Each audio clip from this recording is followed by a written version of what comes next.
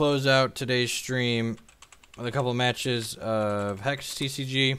This is a game we were talking about that has the better structured prizes. I'm actually in a gauntlet right now. I think I'm 2-0 right now.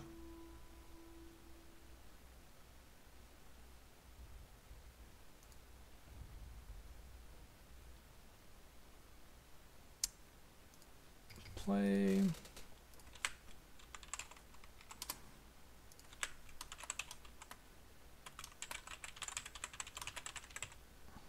If you're just here for the Magic, thanks for hanging out. I'll be back again tomorrow afternoon at 1 p.m. Central Standard Time with some more Magic. If you're here to stay for the Hex, feel free to hang out and play. If you're a Magic player that wants to understand what's going on, you can check out this short article. This is a digital-only TCG that's very similar to Magic. All CCGs are similar to Magic. Hex does not pay me to promote their game.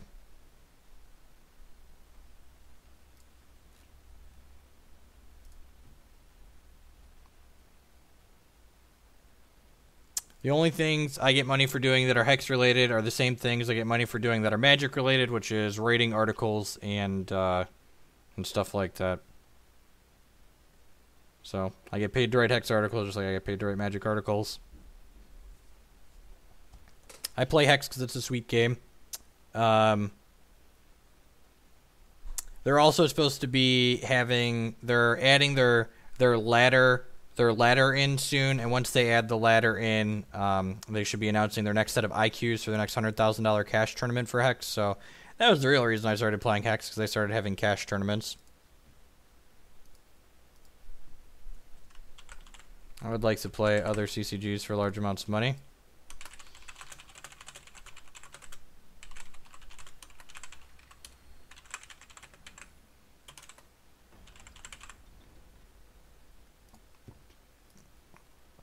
Alright, so you see here some of the differences between Hex and Magic. My opponent and I each have different... These aren't just avatars like they are in Magic Online. We each have champions. And champions actually have variable starting life total. It just happens that my opponent and I both have 22. The champions' life totals range anywhere from... their life totals range anywhere from... I'm looking at the numbers. I think it's 16 to 26. It's kind of a neat balancing mechanic. The other big difference is that we each have these champion abilities. So each of our champions, as we play our resources out, which are called shards in this game, you each have a champion ability that uses charges from these shards. So my opponent's champion ability says for 3 charges, he can create a Bumblebot card, which is a 1/1 with flying and speed. And my champion says for 6 charges, which is a whole lot more, I can reveal the top 10 cards of my deck, and I get a troop into play with power and toughness equal to the number of resources in my top 10 cards. So it can be anywhere from a 1/1 to or 0/0 to a 10/10. This card that I am playing out here uses a mechanic called tunneling, which for 2 resources I go ahead and I put this card off to the side, and after a set number of turns it will come into play. So this card takes 3 turns to come into play, so it's similar to Suspend, but it's not strictly like Suspend because there's a hidden information game here. My opponent doesn't know which card I've tunneled. They just see that I've put a tunneled card down, so they don't know how long it's going to take for this card to come off tunneling or which card it is until it comes off.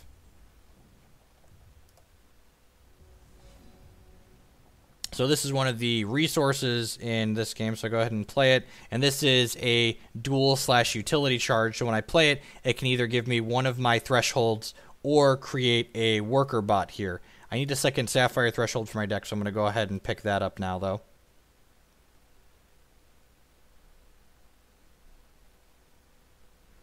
So I'm going to go ahead and... I mean, WotC has names for... There's things like Swamp, Forest, Island, all of those. This is a different card with tunneling, so I'm going to go ahead and tunnel this one as well. And this one takes 4 turns to come in, so my opponent doesn't know. Yeah, it's like Suspend meets Morph's a great way to put it. I'm going to go ahead and burn my opponent's 3/2 here, which is just, it's a shock basically. It's a quick action that for 1 resource does 2 damage.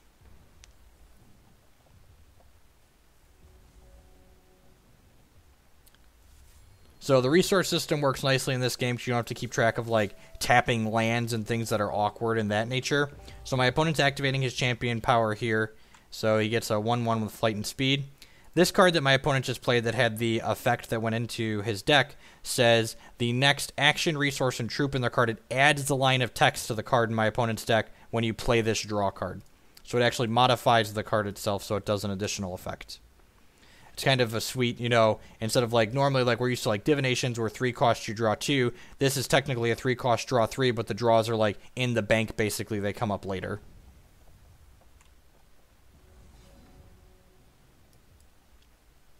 This is my favorite card in this deck. This is the card I've kind of built my deck around. It's called Visage of the Masquerade, and it's a 2/2 for speed as its base effect, and every time you play a card that costs 5 or more, you copy this card. And when they come off of tunneling, that counts as playing them. And the neat thing is, the copies are an exact copy of this card, so the copies copy as well when you create more of them. So the first time, this doubles up into a 2, and then the next 5 drop, if they're all still alive, they double up into 4. So he's just got a burn here of his own. Kill my guy. His little 1/1 isn't terribly threatening here, so I'm just going to go ahead and tunnel another 5/2 here. I could play this out as a 5 drop, but I'd much rather pay 2 now and just get it in a few turns.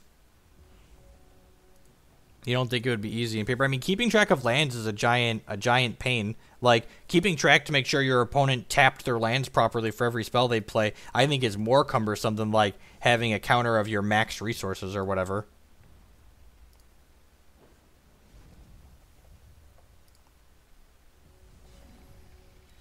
I mean, that card's nothing like Pack Rat. Pack Rat requires you committing more resources to it from your hand. This card's power and toughness are static, and you don't have to commit more resources to get more cards out of it. It just copies itself by just doing what you want to do, which is playing Hex.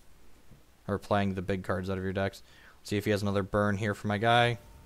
He does, and you can see one of my other opponent's cards, this 3/2 that I killed earlier, it says the next action your deck gets when you play this, copy it. So this is my opponent's, the card that he prophesied, so when he played this burn, it got copied. So we got 2 burns, which it looks like he messed up and he didn't retarget me with the second burn. So these 2 cards are coming in. There is a shortcut to attack with everything. I think it's F4 by default. So I have 5 charges towards my champion power right now. I'm going to go ahead, and this card does 3 damage to something, but in addition to doing 3 damage to something, it also gives me a champion charge. So now I can go ahead and activate this, and the top 10 cards in my deck will get revealed now. And how lucky are we? We're medium lucky, so there were 4 shards, or 4 resources in the top 10 cards in my deck, so I get a 4/4 to play with here. These 2 cards that I have over here on tunneling, they come into play on 4 and 3. Zigamot's game, oh, right. So it destroys a random artifact or troop. And then, See, I'm just going to go ahead and let that resolve. I could, this Time Ripple. Yeah, almost every shard in the game gives you a charge power for your champion. This card returns a card to its controller's hand and then gives it +1 cost. So I could have put my Rock Elemental back in my hand, but then it would cost 7, and I only have 5 resources, so I wouldn't be able to replay it anytime soon.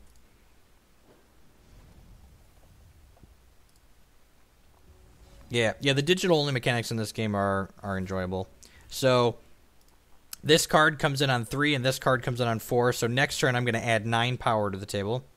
The deck my opponent's playing traditionally doesn't play any counter magic, so hopefully these are both just going to resolve and just crush in. They come in with speed, so they can attack right away. Opponent's cantripping through their deck, looks at the top 2 cards and puts 1 in their hand.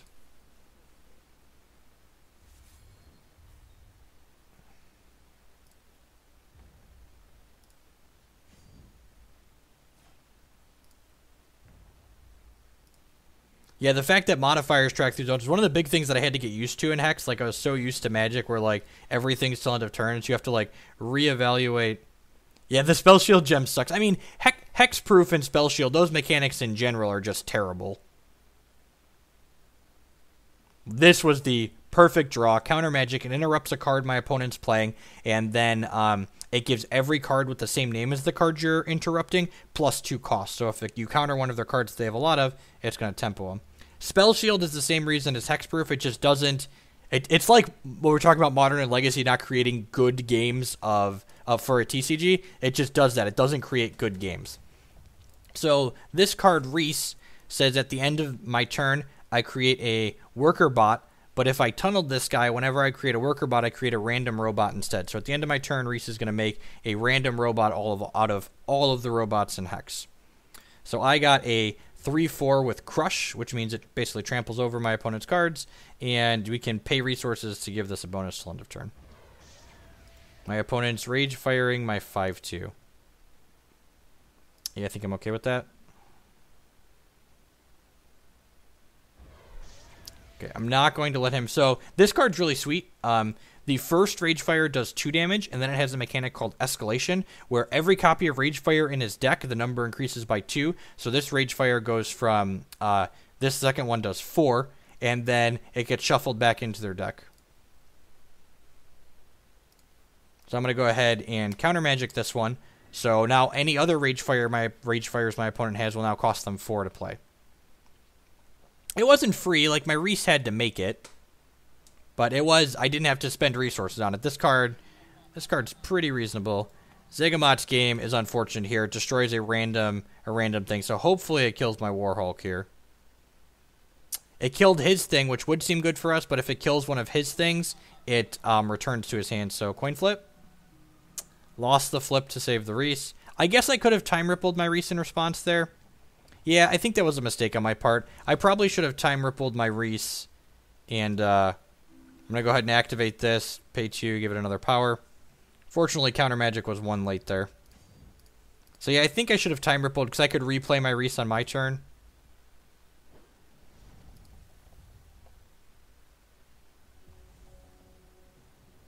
Yeah, no worries, Nimble. I know. I wasn't reading that as you being aggressive at all. So he drew another Ragefire here. I'm just going to go ahead and counter magic this. So now any Ragefires he has, you can see both the Ragefires in his crypt now cost 6 to play. Flickering Gobbler, that's unfortunate. So this card is really neat design. It has Flight, Speed, and Rage 1, which means every time it attacks, it gets +1 power permanently. And then at the end of my opponent's turn, if they played an action this turn, it goes back to their hand. But if they didn't play an action, it dies. So my opponent did play an action this turn. They played the Ragefire. So that goes back to their hand. Yeah, I definitely think I messed up by not saving my Reese. I'm going to go ahead and pump this twice here. And go ahead and attack for 5. I have to dodge my opponent drawing like Ragefire or a Time Ripple or something like that next turn.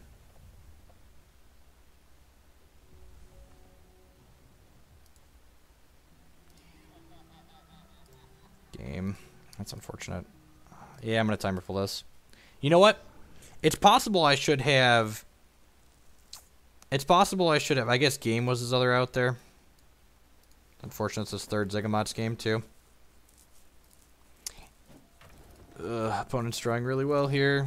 So I need him to have a brick in his hand. I need him to have a brick next turn. No, it's a quick action here.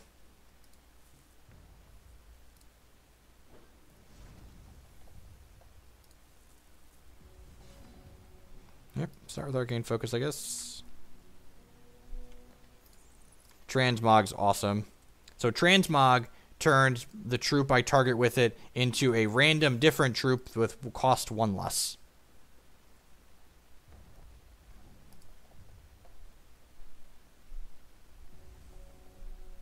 Yeah, I feel like he might peel another Ragefire here, another Zygamot's game, and get a little lucky with it to kill us. But again, you want to focus on the things in TCGs that you can change. And I feel like that Time Ripple that ended up saving this Warhulk, that Time Ripple could have saved my Reese instead. And then I'd just be like infinitely ahead here. Is he dead? Looks like he's dead. I guess he could draw this card draws him a card when he plays it, which is why he's still in this game. So he could draw another Crackling Bolt here. He can't cast Rage Fire because they cost 6. So I'm taking 5 here from this, which means if he drew another Crackling Bolt, I'm dead here.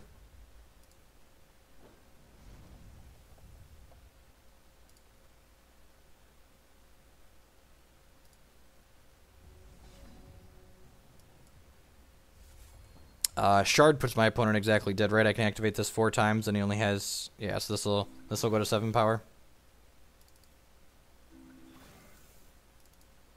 This card is Crush, right? Yep.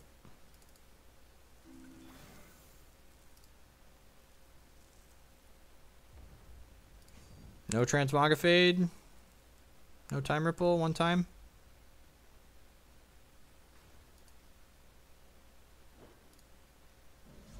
Opponent is exactly dead. Sweet. Close game. Close game. Alright, so I want the extra burn in my deck, I think.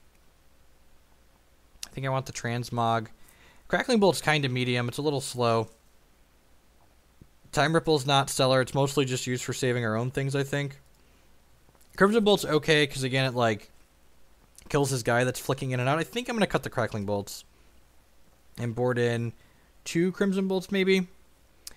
Ancestor's Chosen might be a card I want in this matchup. It's a 1/1 for 1, but every turn it creates 2 Ancestral Specters and puts them into my deck. Which is sweet. But it can be kind of slow, and like my opponent's deck can be kind of aggressive sometimes. I guess I want Verdict of the Ancient Kings, so it just interrupts a non-troop card. I'm going to bring in that, and I'm going to bring in a Crimson Bolt. I'm going to go ahead and... I'm just going to bring in another Crimson Bolt and just go 2 bolts, 2 Transmogrifades. Hex can be completely free to play if you choose to. You get 200 free cards just for creating an account / signing up, and then there is a free to play component where you can grind resources into the cards to play, constructed, and draft.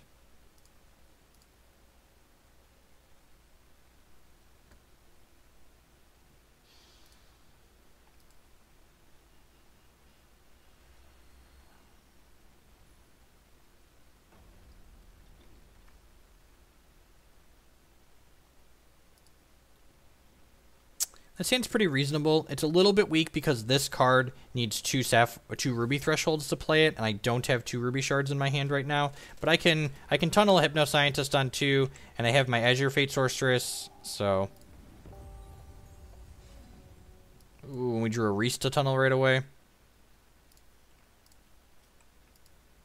So, Azure Fate Sorcerer is a great card for the Magic players. It's one of the cards I love to show. One of the sweet things about Hex is that the 2 gems in here, this card is customizable. So, at its base, this is a 2/2 for 4 that has Inspire. So, whatever gems you put into this, it gives to your other troops. But I've chosen to put a gem in this where when this comes into play, it deals damage equal to its power to my opponent. And it has a quick gem so I can play it when it's not my turn.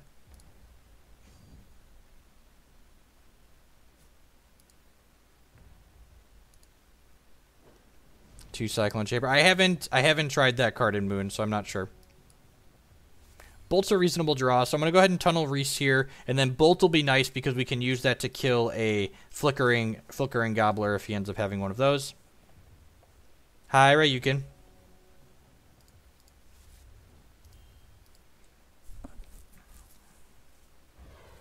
You can't customize all of the cards. You can only customize cards that have gems in them.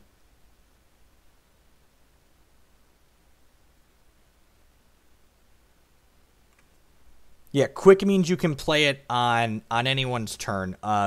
Quick is like a super type in Magic, though. There's quick troops and there's quick actions, so... Hex is a 4 of single card max, that is correct. So I think I'm going to go ahead and tunnel this. And then one of the sweet things about the tunneling cards... Yeah, I don't think they're playing Bombus, Chris. I haven't seen Bombus. I don't think they're playing Phoenix. I haven't seen Phoenix out of a lot of them. You have all of the gems by default just by creating an account. That's really good. So maybe I should have held up Counter Magic this turn. Or / Crimson Bolt. So like he burned me down to 15 and I'm taking 5 down to 10. Hopefully I can sit back on these Counter Magics and this Crimson Bolt to win this game.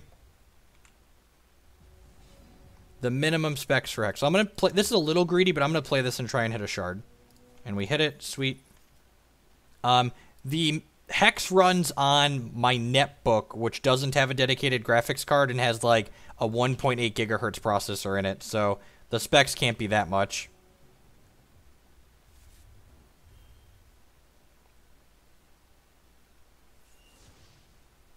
Crackling Bolt me. Yep.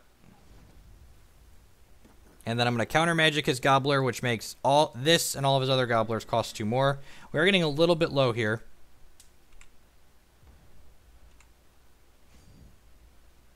So I'm getting hit for 2 here, down to 5. I do have another piece of counter magic, though. If we had a shard this turn that makes a temporary charge, we're going to be in an awesome spot. That's unfortunate. So I don't want to play out my Visage, even though I could probably... So if we play out the Visage, we're likely going to die. So I'm just going to pass the turn here. If I would have hit a shard this turn, I could have played Visage and still held up counter magic.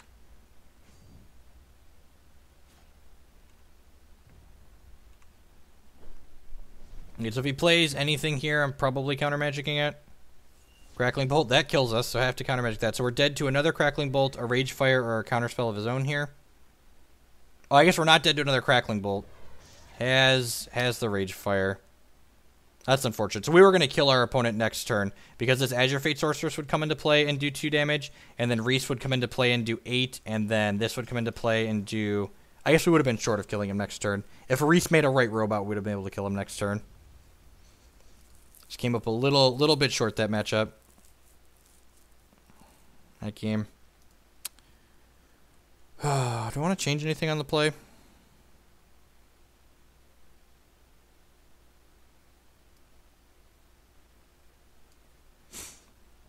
No, I don't think I do. I think I'm pretty happy with how this all worked out. Just go ahead and save. Just a little bit short. Play versus the draw was the difference there.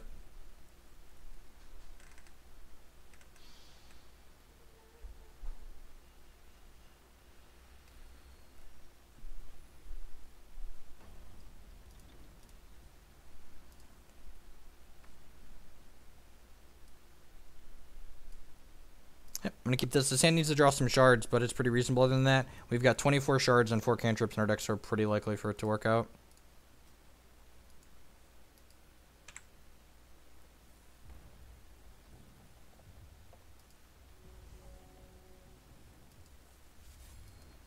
John, I'm not sure. My go-to would be the buy list, but I'm not sure what their prices are like. I don't have enough cards in my collection yet to be selling extra things for cash yet. Go ahead and get my tunneling guys down. This hand shaped up really well. If we run shards off the next 2 turns, we'll be in a great spot.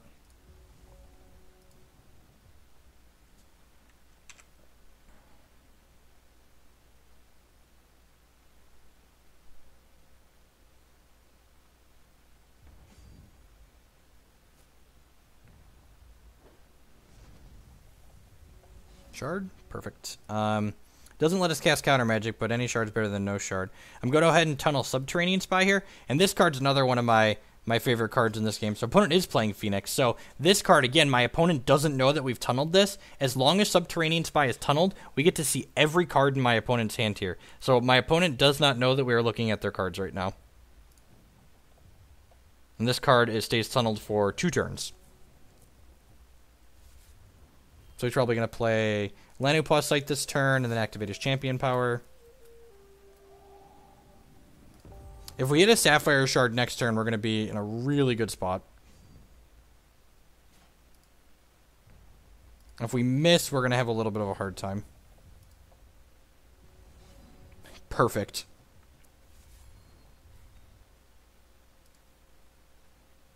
When this card untunnels, it's not that powerful. It's only a 3/2. But the effect is pretty powerful, especially in these like control mirrors.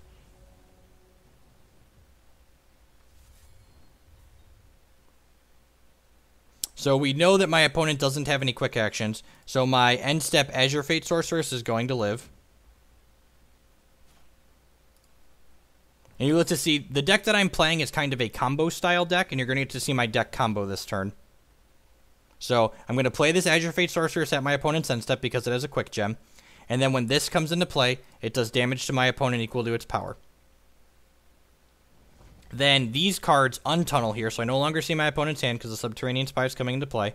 And when it comes into play, it gets inspired by my Azure Fate Sorceress, so it also deals damage equal to its power to my opponent. And then same thing with this Hypno Scientist, it comes into play, and it deals damage equal to its power to my opponent. It also makes something not block, but that's its text, not hers. I am currently playing, it's called Azure Cannon. So we get to put this into play, and now I have Counter Magic and Verdict of the Ancient King, so opponent's likely dead. So I'm going to go ahead and attack with all of my troops here. These have speed when they untunnel, and I played her during my opponent's end step, so they take 10 here and go to 2. Crimson Bolt, unfortunately, only hits troops and not players, so I can't kill my opponent right now, but it's pretty unlikely that they kill us next turn, so... Especially with Counter Magic, Crimson Bolt, and Verdict of the Ancient Kings here. Links to my Hex deck lists are below the stream. So I'm going to go ahead and Counter Magic this. And the reason why I'm spending Counter Magic on his Crackling Bolt is we know he has other copies of Crackling Bolt in his hand. So now the other Crackling Bolts in his hand cost him 4, which means he can't play them.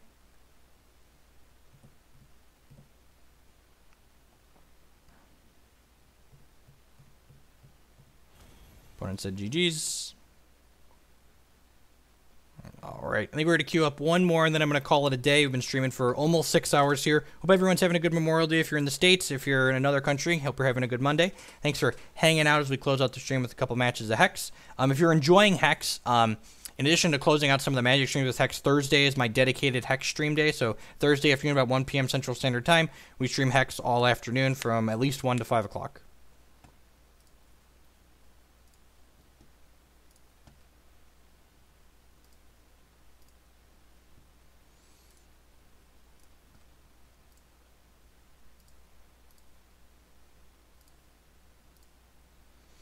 Waiting to queue, waiting to queue. Hi-ho, the Terrio, waiting to queue.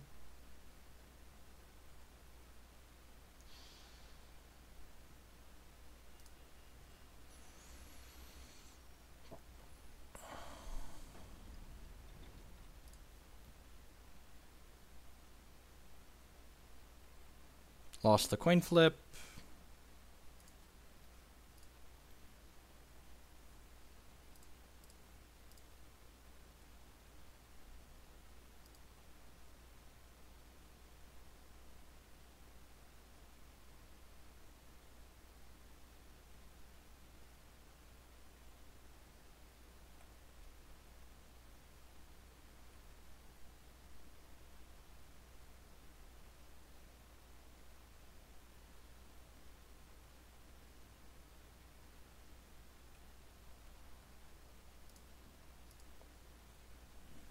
I haven't seen anyone playing against Turbo Fog lately. I guess they either fell off or people aren't queuing into them.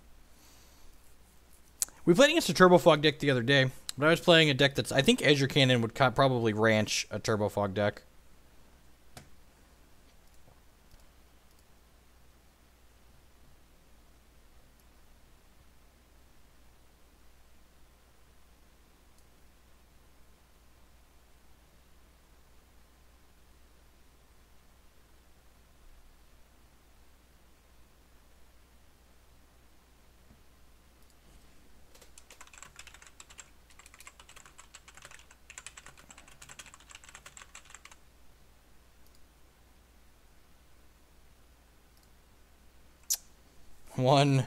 One shard on the draw sounds like a mulligan. Sounds pretty reasonable. Go ahead and keep.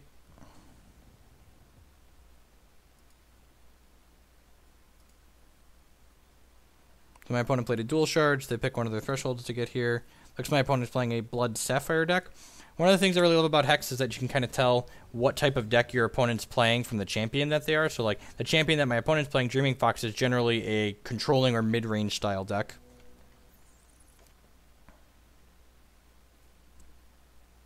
I'll go ahead and grab a Ruby Shard for now.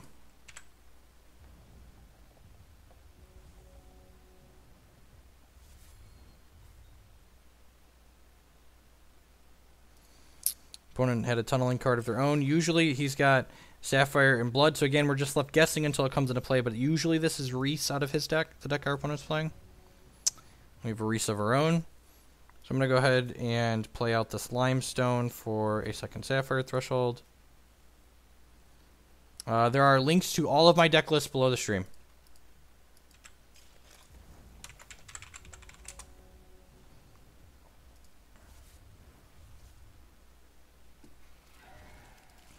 This card's really obnoxious. So every time my opponent activates this, he creates 3 Tarantula eggs and puts them inside of my deck. And if I draw one of these eggs that my opponent puts into my deck, my opponent gets a 5/5 that destroys one of my troops. So very, very powerful and scary. So now the question becomes for me, do I want to... Well, now I have a couple of choices. As I say, I could Time Ripple my opponent's card, which returns it to his hand and makes it cost 1 more. I could tunnel my Hypno Scientist here, or I could just, now that I drew Burn, I could Crackling Bolt plus Burn to kill his guy. I almost want to just tunnel my Hypno Scientist this turn. Yeah, I'm going to do that. This might be a little aggressive, but like getting 3 terror eggs into my deck, I don't think is that big of a deal. We're pretty low percentage to hit them. It's when this card gets to activate multiple times that things get scary.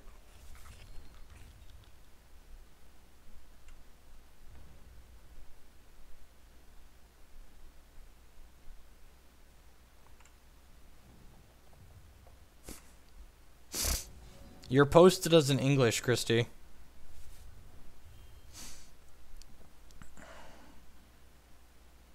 So now again, I have a choice. My opponent's deck does play Counter Magic. I think I'm just going to try and Crackling Bolt plus Burn this here. If he uses Counter Magic to protect his guy, he's not going to have Counter Magic to interact with my threats here. And if he has Counter Magic, he'd save it for the second one, obviously. So this is likely a Reese, which means my opponent's going to untunnel with it next turn, which means if they have Counter Magic, they're probably saving it to protect the Reese. There's another Fenteo. That sucks. Explains why they didn't protect the last one.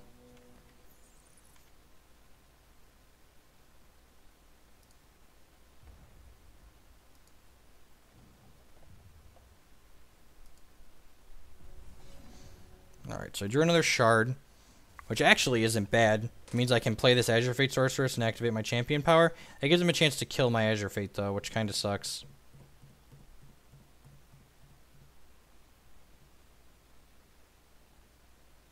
Oh, he must have been hitting the auto-complete. I was like, that's almost a sentence. That's almost a sentence there.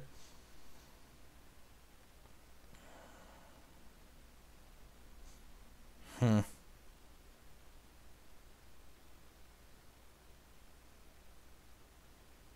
going to do here, it's pretty unlikely that my opponent has 0 interaction here. I think I'm just going to put a stop on my opponent's turn and pass the turn and Time Ripple this Reese if it's a Reese during their ready step. Yeah, so it's a Reese just like mine. So I'm going to go ahead and let this resolve, but before they draw their card for the turn, so I don't give them a chance to draw Counter Magic, I'm going to go ahead and Time Ripple this Reese and put it back in their hands, hopefully. I only have 1 card left, so if he has Counter Magic, they're likely fighting over this here, because Reese is going to punch out a lot of damage very quickly. Puts eggs in my deck, sure. If he has a Shard, he might also just like let it return to his hand and then like play a Shard and replay the Reese as a 6-drop.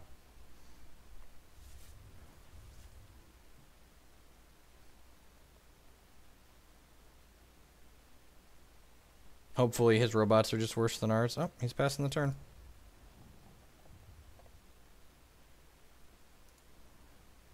So in response to my card going on the stack, I'm going to play my quick Azure Fate Sorceress here. He's going to Counter Magic my Azure Fate Sorceress, sure. If he has a kill or a second Counter Magic, we're going to be in trouble here. Because I need this Reese. I need him. Maybe I should have activated my champion power last turn. And then my opponent hit one of the 6 eggs in my deck. Yeah, I'm just going to concede. Not coming back from that game.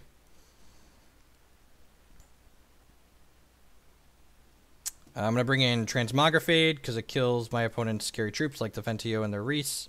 I'm going to bring in Verdict of the Ancient Kings, and I'm going to bring in Ancestors Chosen because my opponent's deck's pretty heavy on removal, so I want a higher density of must-answer threats. I'm going to board out Burns and Crackling Bolts because they really don't kill a whole lot of things my opponent's playing. I need 2 more cuts to make room for all of these things. What do I want to cut?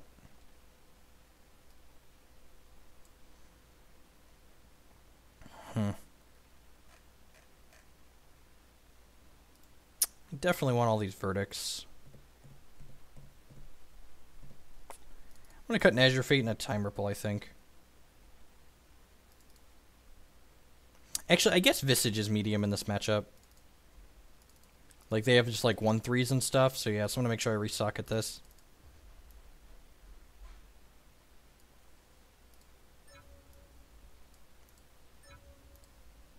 Yeah, let's try board out some, cut some Visages. Which keeps unfollowing, that's annoying.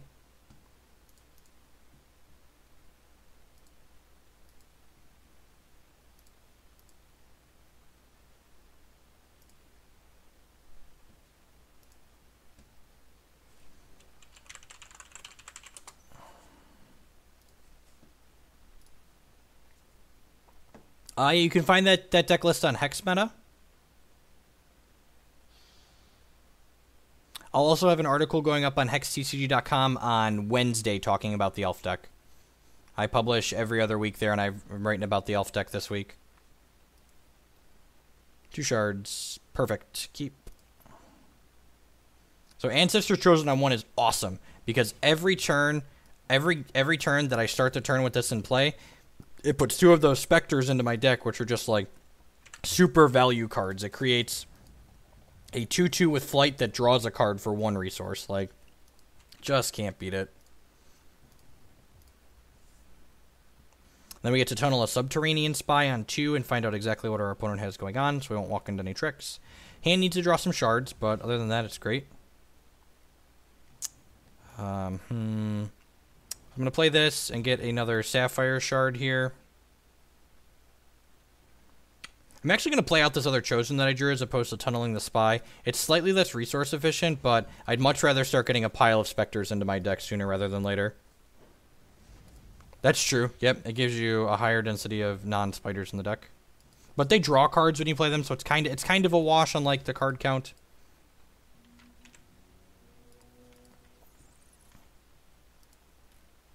Yeah, that's pretty close, Waffo. That's almost exactly what I'm playing.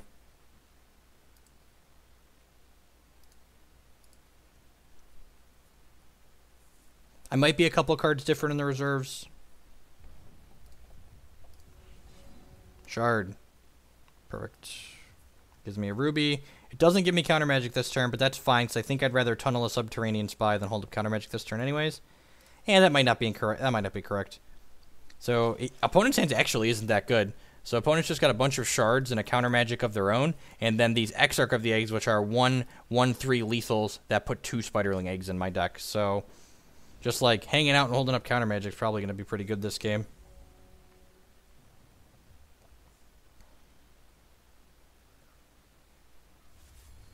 Opponent played a shard. It'll be interesting to see if he's just holding up counter magic. Well, that's great for us. I am pretty content to just like beat him down with these Ancestors Chosens.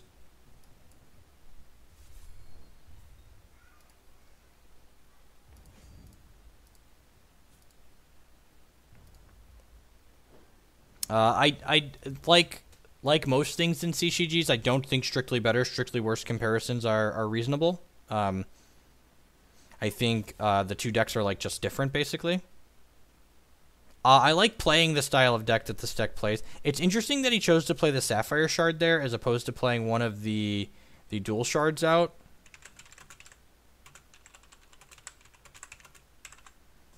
Because he can't do anything with 4 resources. It, like, represents Suffocate, I guess.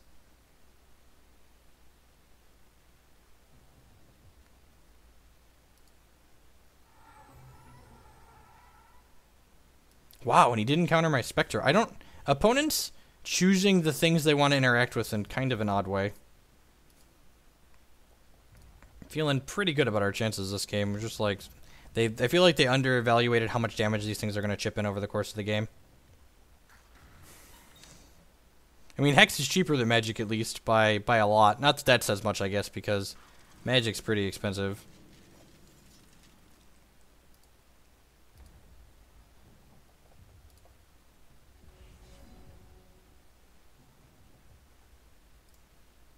Tunnel this, see what he drew.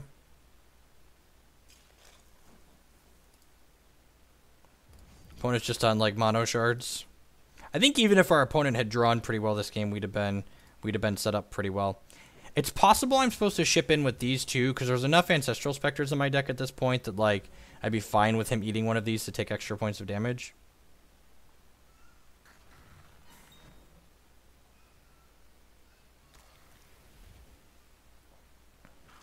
So my opponent's champion, when he gets to 7 charges, it creates a card and puts it into his hand, and the card it creates is a 3-cost draw 2. There are not any toolbox decks in Hex currently. There's no tutors, which, in all honesty, is probably for the best. All of the tutors in Magic are, like, consistently bannable. Like, they're way overpowered.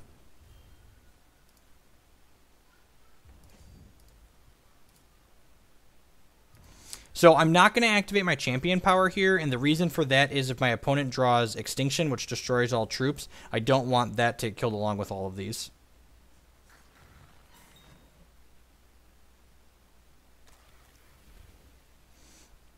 My initial Hex investment was... What did I dump in? I dumped in... I think it was like a little under $100. I bought like an $80 constructed deck and had like $20 for event entries.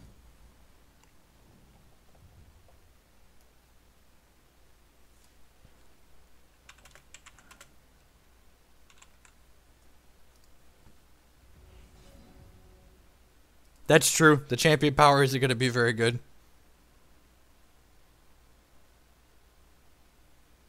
Yeah, I'm just like sitting on double counter magic now, and just get in here and attack with everything. If he wants to eat this, he takes a bunch of 10 damage. I think the fact that I've got double counter magic in hand puts my opponent on a 0 outer. Yeah, I'm just gonna go ahead and activate this and see how bad it is, just for lulz. Look at that, we got a 3/3. I feel like that's the high end with how few shards are in our deck compared to all the eggs and specters.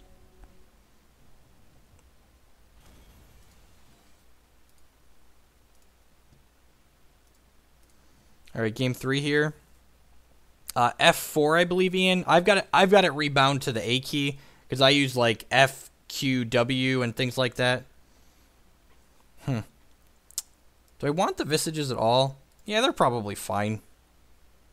Yeah, I don't think Crackling Bolt or any of these cards are better.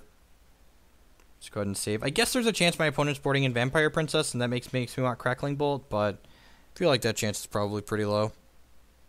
Yeah, I'd bring in Princess in this matchup. Yeah, I'm going to trade these out for 2 Crackling Bolts on the draw.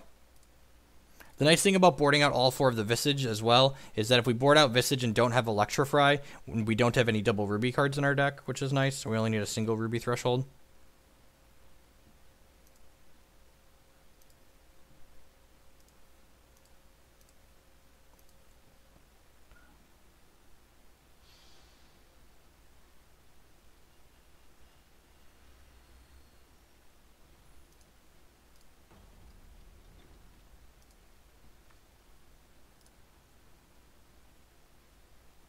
This hand was looking so good, but that was because there were no shards in it. Draw again. This hand's pretty reasonable. Tunnel Resun 2 is hard to be upset with.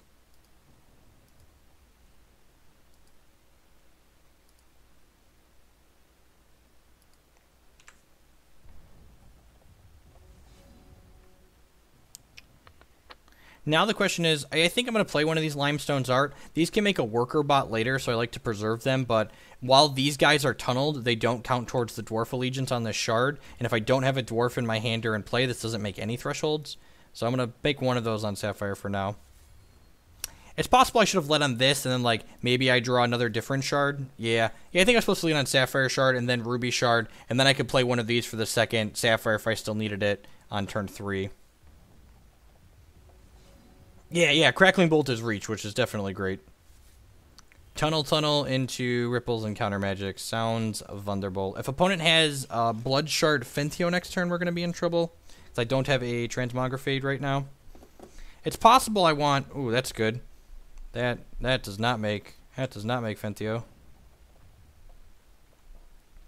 It's possible I want 4 Transmogrifades in my 75. I think that's very, very possible. Like, I'm only on 3 right now. Maybe the extra... I've got a 3rd Time Ripple in the reserves right now. It's possible that should just be a 4th Transmogrifade for these matchups where my opponent has these really specific must-answer threats. That still doesn't let him cast any of his scary double blood cards. Most of my opponent's scariest cards are double blood or a Tunneled Reese, so... Feeling okay about this game. I guess we could just, like, never draw another non-shard and die, but hopefully that's not the outcome. Both of these untunnel in 2 turns. I would really like to draw a copy of Verdict of the Ancient Kings or Azure Fate Sorceress for next turn. So that way I can protect these or, like, try and go all in on them, basically. Opponent just doesn't even have another shard. It sucks for them.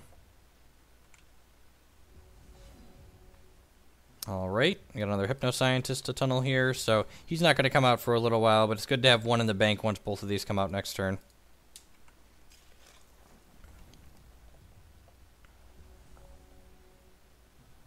Crackling Bolt also gives us a thing towards our charge power, which is not irrelevant. Opponent's putting some eggs in my deck, and this isn't going to be able to block next turn because Mesmeric Hypno-Scientist says target thing can't block when it comes into play.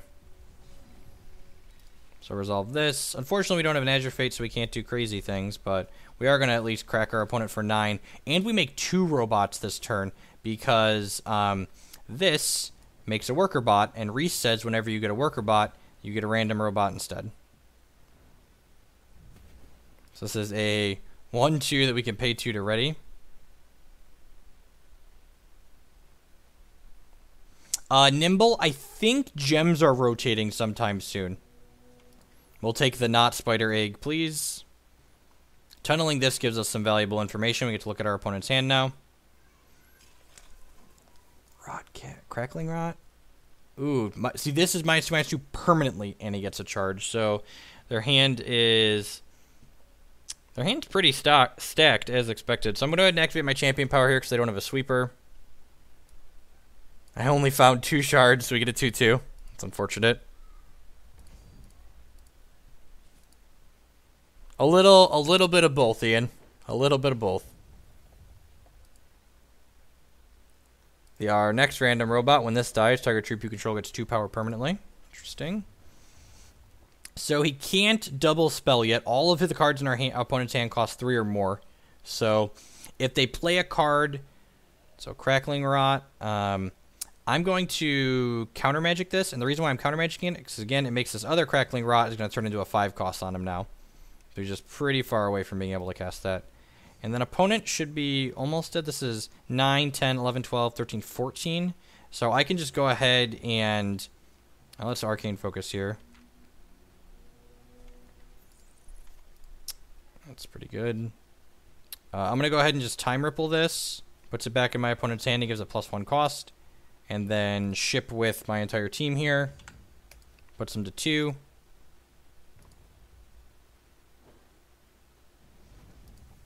Get a random robot at end step. We got Jankbot. This is a 5/6 that when it attacks, we cast 3 cards at random from our deck.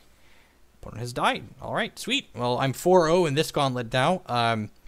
So again, the next match could be the last one, or we could play up to 3 more because you're not done with your match, your gauntlet, until you've won 5 or lost 3. I'm going to go ahead and call it a day, though. I've been streaming for a little over 6 hours. Thanks, everyone, for hanging out. Again, if you enjoyed the Hex, Thursday afternoon is my dedicated Hex stream day. Stream from 1 to 5 o'clock at a bare minimum, all Hex.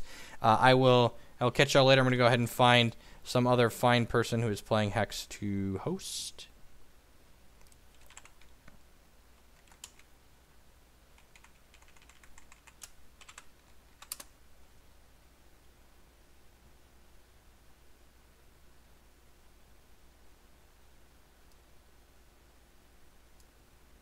Pentachills is a lot of fun. I'm going to go ahead and give him a host.